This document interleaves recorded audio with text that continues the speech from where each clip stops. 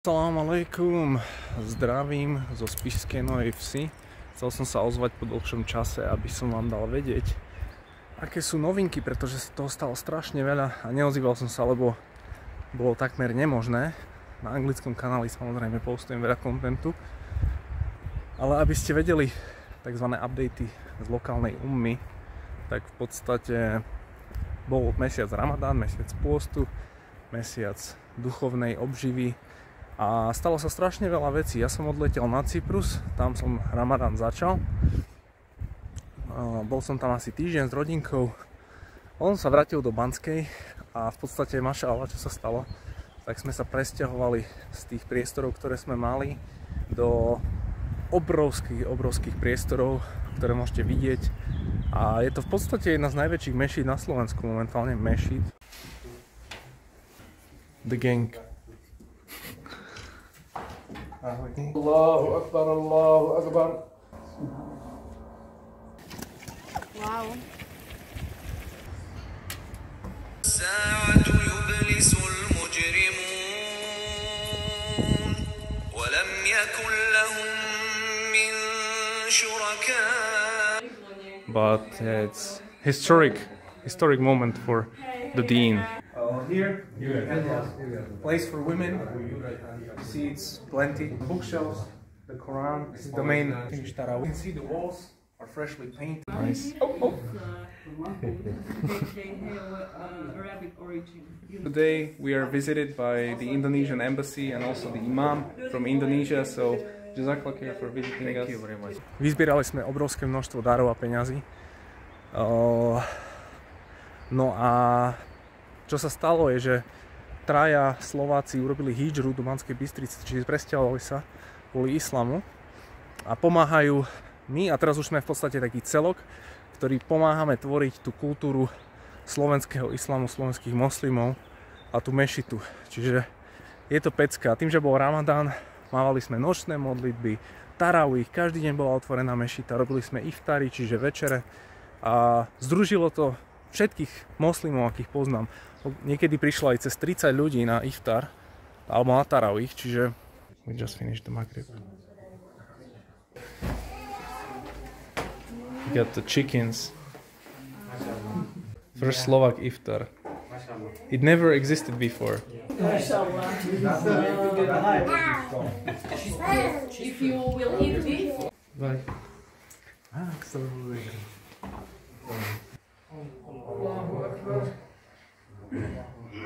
الحمد لله رب مالك يوم الدين إياك نعبد وإياك نستعين اهدنا الصراط المستقيم الحمد لله رب العالمين الرحمن الرحيم. Look, we've got some chai, we've got some sweets. We're chilling after tarawih. This is the future. Post tarawih, čaj. Mašallah.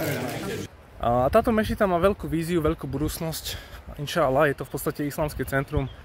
Máme tam office, objednali sme aj koberce a je to akože projekt na celý život. V podstate zmenilo mi to aj pohľad na mňa, lebo ja som v podstate tú moju úlohu na Slovensku vnímal tak nejak dočasne, že neviem, že si to predstaviť život dlhodobo. No a momentálne kvôli tej bystrickej veci a tomu, čo všetkému, ako tá komunita je spojená, subhanallah, tak vidím aj tú moju úlohu, že som tu dlhšie, som tu na veľmi dlhý čas, pokiaľ to zvládnem, inšallah. No a uvidím, ako to pôjde ďalej. Samozrejme, chcem cestovať a chodiť do iných krajín a bla bla bla, ale tá úloha slovenského moslima tu a to, čo tu budujeme, tým, že táto mešina je riadená slovenskými moslimami, čo je celkom rarita, je v podstate raritou v celej Európe, hej.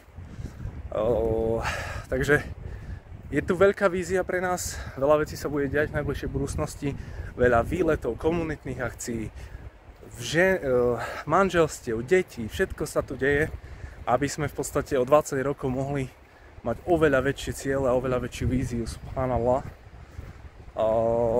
A je to zaujímavé, pretože nič také som nečakal. Ešte pred 3 týždňami ma to vôbec nenapadlo, že keď som sa vracal z Cypru, budeme mať novú mešitu, budeme mať novú víziu, budeme úplne inak vnímať to, čo chceme A je to tak, čiže v podstate bol som strašne zaneprázdnený týmto, mojou prácou, všetkým možným celkovým ramadánom. Nestihal som postovať žiadne videá.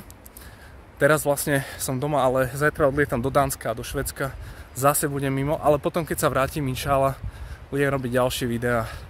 A je to veľmi zvláštne, ako zvláštny pocit dostať takýto booster, lebo začali sme pred rokom v jednej izbičke s Uzbekom. Miro, salam aleikum. Potom sme sa presunuli a teraz sme zase v inom leveli. A ten ďalší level je samozrejme vlastná budova, custom architekt a vytvorenie priestoru, na ktorý môžeme byť hrdí. Inšála. Takže dejú sa rôzne veci, uvidíme, kam to dotiahneme. A dokiaľ sa to bude posúvať dopredu, budem tu, inšála. No a dúfam, že sa vám darí, že ste Ramadán prežili v dobrom pocite. Dokonca sme zorganizovali Eid v prírode, čo je úplne pecka, lebo všetci to milovali.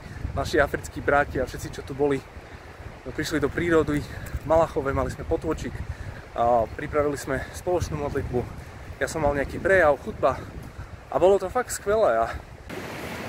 MashaAllah. We'll see how it goes. Barakallah. MashaAllah. Assalamu alaikum, Eid Mubarak. This is how we are, guys. With new carpet, inshallah. Allahu Akbar. Walillahil hamd. Allahu Akbar. La ilaha illallah.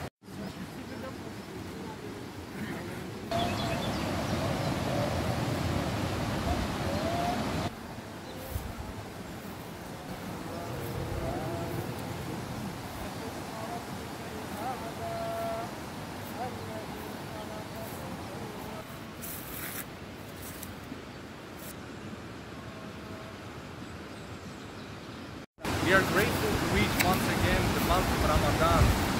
May the barakah and sincerity of the month of Ramadan always be in our lives.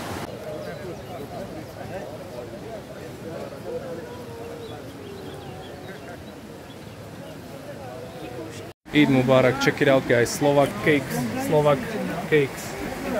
This is Slovak culture at its best.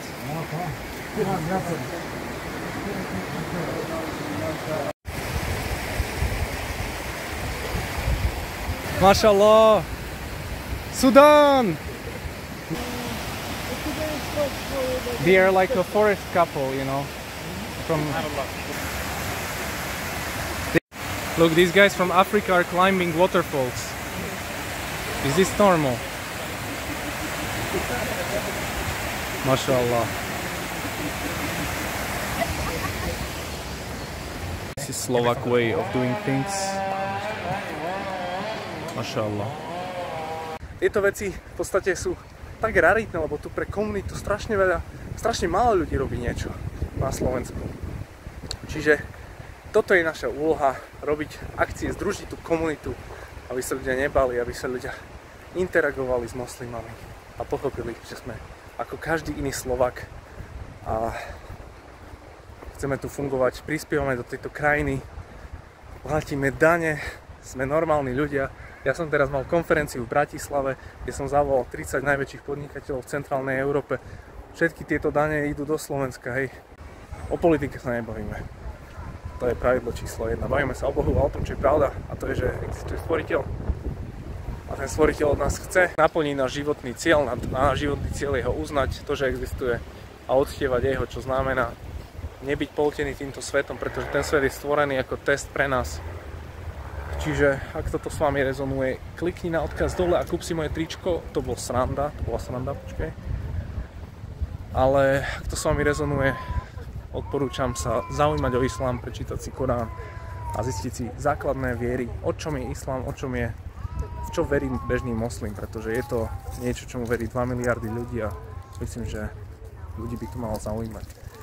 Takže tak, assalamu alaikum warahmatullahi wabarakatuh, vidíme sa next time. Assalamu alaikum.